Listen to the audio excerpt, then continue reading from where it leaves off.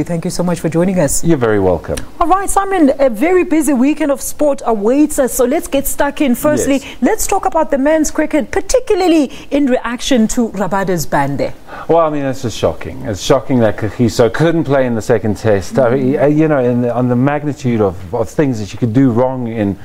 This was nothing. This was absolutely nothing. This was that was to do with playing the game, and it's a long-time rivalry against Ben Stokes, who is no choir boy whatsoever. He's got rivalries with everyone in world cricket. You should see when England play India. You know, you would want to boost the stump mics then to hear what happens. Anyway, that's done. What done is done. It's the second test. It's in Nottingham at Trent Bridge. How's that looking? South Africa currently 56 for 1 at lunch. It's difficult to say what kind of pitch they're on because South Africa won the toss and elected to bat. But England said, Joe Root said that if he had won the toss, he would have bowled. So they were both happy with their decisions, although perhaps the South Africans don't quite know what they're up against, especially with the cloud in the air, and also the fact that this is the same ground where Stuart Broad annihilated Australia with figures of 8 for 15. So, you know, we might not know what we're up against, but there are 3 changes in the side. Faf du Plessis back, a calming influence. And then we had to, you know, replace Rabada, which is, as you pointed out, unfortunate it's circumstances. It's a disgrace. No, it's the ICC letting themselves down once again. But Simon, is there any debate on looking into this rule when it comes to those stump mics? I mean, the players were all supporting Kagiso Rabada, saying, I mean, if the stump mics had been open for a long time, I mean, a lot of them would have been suspended. I mean, you don't want the players to become victims, and I don't think that they do feel that way. But, you know, you could really make a case that the ICC are targeting South Africans. You had Faf du Plessis with Mintgate, which was an absolute ludicrous claim. No one could prove anything, but he still got to bat. Imran Tahir has been cautioned for over-excessive celebration. These guys are doing nothing other than, you know, playing the game to the best of their ability, and they're coming a cropper with the ICC. I think it's because they're probably too scared to turn their gaze to other countries because there's a lot more at stake when they start picking on some of the other countries, but we'll just leave that Let's leave it there, Simon. All right, let's talk about the women's side of cricket now. How are things looking at, of course, at their test in England? No, well, it's looking amazing for them. They're doing exceptionally well, and they play Australia tomorrow in the final round-robin match. But up until now, they've been stellar, and they're going to make it into the semi-finals. That's a foregone conclusion. They're possibly going to play England again, and that was the only stumbling block, is that we did lose to England in the round-robin. But this is a very strong side. I mean, our bowlers are brilliant, our batsmen wonderful. Perhaps, I'm just thinking, maybe the Proteas men's team. Well, there you go. But maybe the men's team needs to take a look and see how it's done, because they've really done very, very well. It's and been now they're getting to the business test to watch, actually. Yeah, it's getting to the business end of the Women's World Cup, and we're in it. We are in it. All right. Well, let's talk about Super Rugby now before the knockout rounds. What's at stake for the South African teams here?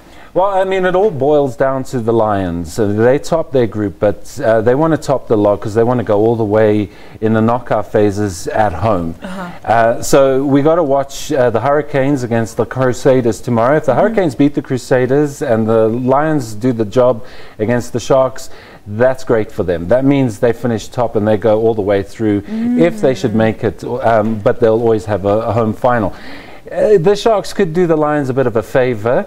Well, but I'm not going to mention that. I'm sure these guys go out there to play well, but you know, it might be within a lot of people's, because the Sharks also they're the 3rd place qualifier from South Africa, so it also depends on them, you know, who they might face in the next round, and there is a possibility that they would then face the Lions if the Lions finish top, because they'd be the 8th qualifier.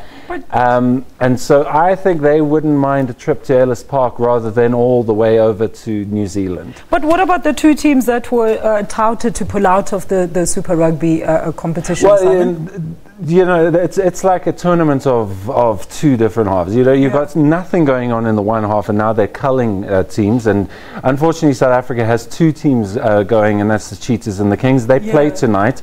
and that's going to be the last Super Rugby involvement either team has, and they're probably going to go over to the European League, the Pro 12, and expand it to the Pro 14.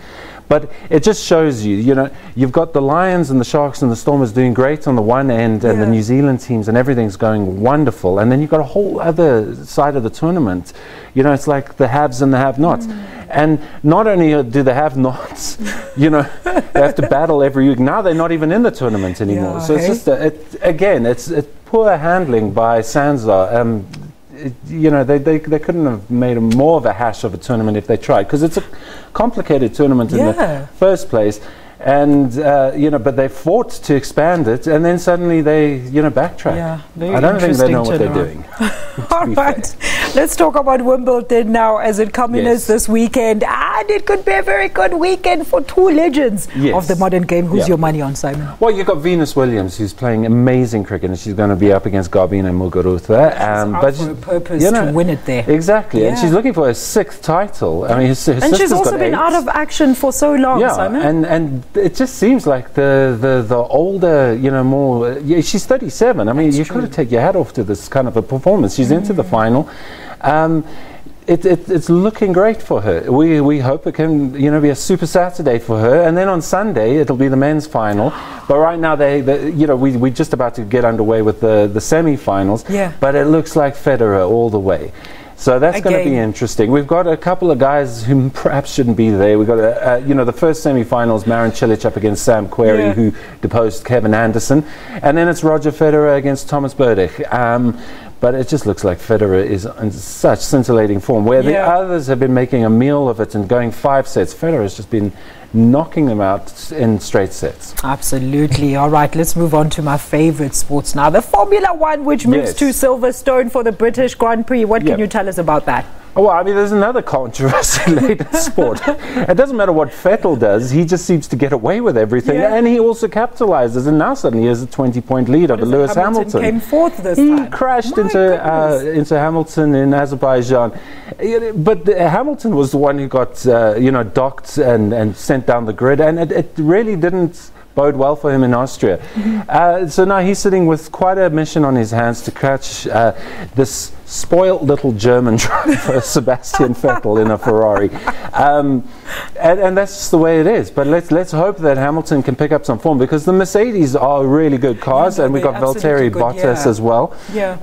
So you know, they're second and third in the driver's standings, and it's about making sure that Vettel doesn't get any more of a lead and eating into that lead. So that's what Silverstone's about this weekend, and we'll have to see. For more drama, there might be rain as well, because it's England. Is there any drama in the Tour de France that is skirting Spain? What's going to go on there? Plenty drama. Yesterday was unprecedented. It was a 215-kilometer stage. Absolutely nothing happened. And then in the last 300 meters, Chris Froome lost the yellow jersey. But the South Africans are doing well. Louis Mankies, he's 10th overall, and that is no mean feat. He finished 5th on the stage. He's just doing his best, and he's sticking with the leading guys in the peloton. And he's really, you know, doing outstanding. But it's Fabio Aru, the Italian, who now has a lead over Froome, so it's now Froome to try and catch him. And the athletics in Kenya, Simon, I hear we're doing pretty well there. Yeah, no, we're not doing badly there either. We got 1 gold, 2 silver, and a bronze, and there's possibly more to come on the track this side afternoon. Today. And we'll see what happens there. All right, Mr. Simon Burke, our senior sports reporter right here on News Live. Well, that's a wrap of your News Live from myself, and Philip Hawkins will have the latest in your weather news after that. Thank you for joining us. Have a fabulous weekend ahead. Goodbye.